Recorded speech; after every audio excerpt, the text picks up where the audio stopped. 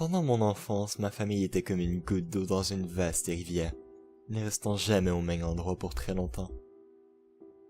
Nous avons vécu à Rhode Island quand j'avais 8 ans et nous y sommes restés jusqu'à ce que j'aille au collège à Colorado Springs.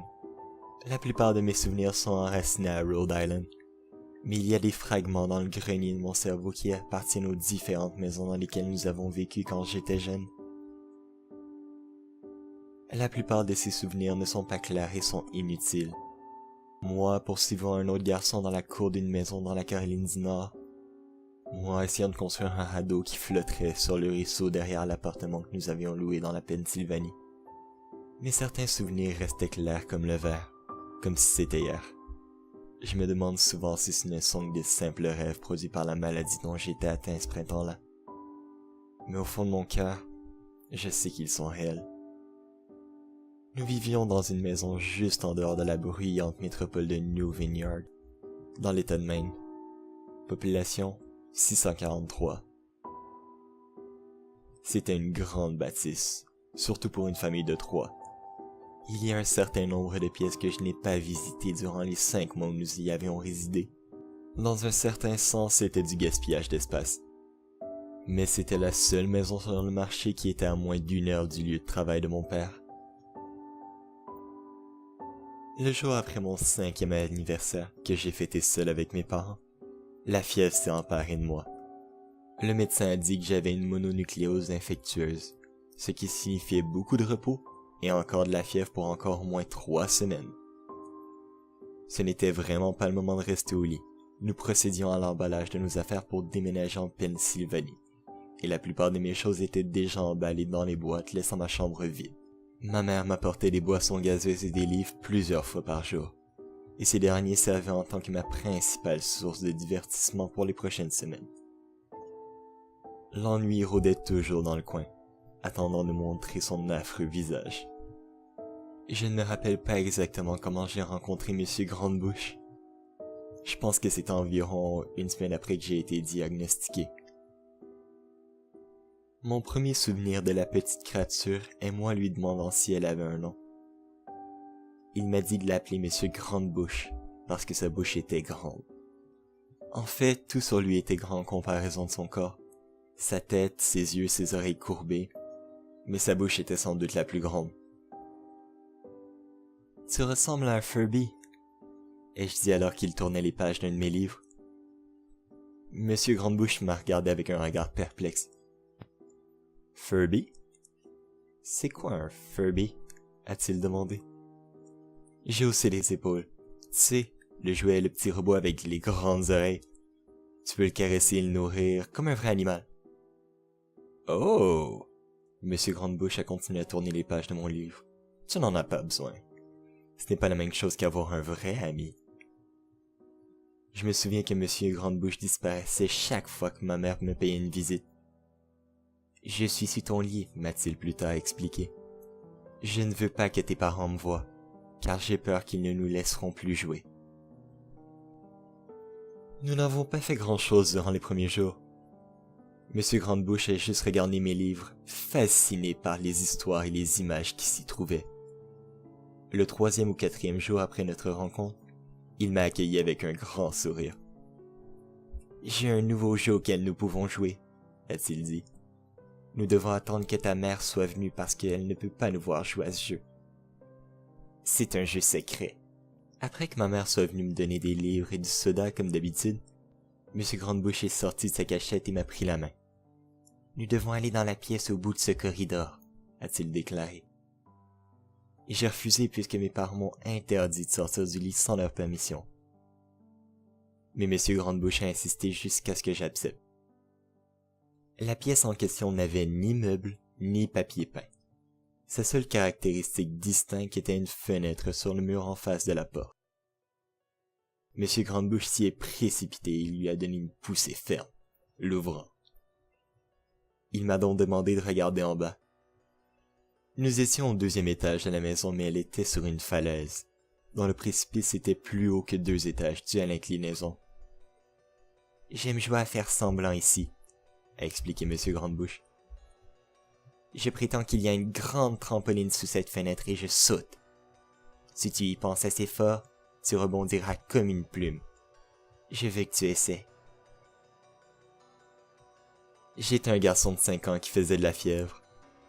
Alors seul un flash scepticisme a traversé mon esprit, alors que je regardais en bas en considérant la possibilité. « C'est haut, » ai-je dit. « Mais c'est ce qui est amusant.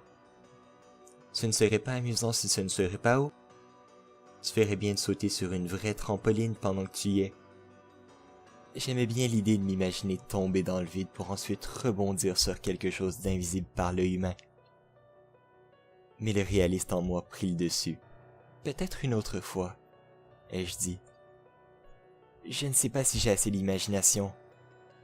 Je pourrais me faire mal. » Le visage de M. Grande-Bouche a pris une allure féroce, mais seulement pendant un instant. La colère a laissé la place à la déception. « Si tu le dis, » a-t-il soufflé. Il a passé le restant de la journée sous mon lit, silencieux comme une souris. Le matin suivant, M. Grande-Bouche est arrivé en tenant une petite boîte. « Je vais t'enseigner à jongler, » a-t-il annoncé. « Voici quelques trucs avec lesquels tu peux t'entraîner avant que je te donne des leçons. » J'ai regardé dans la boîte, elle était pleine de couteaux. « Mes parents vont me tuer !» ai-je crié, horrifié que M. Grande-Bouche ait apporté les couteaux dans ma chambre. Objet que mes parents ne me laisseraient jamais toucher. Je recevrais une fessée et serais puni pour 1 an. M. Grande-Bouche a froncé les sourcils. « C'est amusant de jongler avec. Je veux que tu essaies. » J'ai repoussé la boîte. « Je ne peux pas. J'aurai des problèmes. Les couteaux sont trop dangereux pour être simplement lancés dans les airs. » M. Grande-Bouche a froncé les sourcils de plus belle. Il a pris la boîte de couteaux et s'est glissé sous mon lit, et y est resté pour toute la journée. J'ai commencé à me demander combien de temps il restait sous mon lit. J'ai ensuite commencé à avoir de la difficulté à dormir. M. Grande-Bouche me réveillait souvent dans la nuit, disant qu'il avait mis une vraie trampoline sous la fenêtre. Une grande. Une que je ne pouvais pas voir dans la noirceur. Je refusais toujours à essayer de me rendormir, mais M. Grande-Bouche insistait. Parfois, il restait près de moi jusque tôt le matin, m'encourageant à sauter. Ce n'était plus amusant de jouer avec lui. Ma mère est venue un matin pour me dire que j'avais la permission de sortir me promener à l'extérieur autour de la maison. Elle a pensé qu'un peu d'air frais me ferait du bien, surtout après avoir été confiné dans ma chambre pendant si longtemps. Tout excité, j'ai mis mes baskets et j'ai trotté sur le porche arrière, désirant sentir les rayons du soleil sur mon visage. M. Grande-Bouche m'attendait. « Il y a quelque chose que je veux que tu vois, » a-t-il dit. J'ai dû le regarder bizarrement parce qu'il a ensuite dit « Il n'y a pas de danger, je te le promets. » Je l'ai suivi à l'entrée d'un sentier qui allait dans les bois derrière la maison. « C'est un sentier important, » a-t-il expliqué. « J'ai eu beaucoup d'amis de ton âge. Quand ils étaient prêts, je les amenais dans l'autre bout de ce sentier, à un endroit spécial. Tu n'es pas encore prêt. Mais un jour, j'espère pouvoir t'y amener. » Je revenais à la maison tout en me demandant quel genre d'endroit était au bout de ce sentier.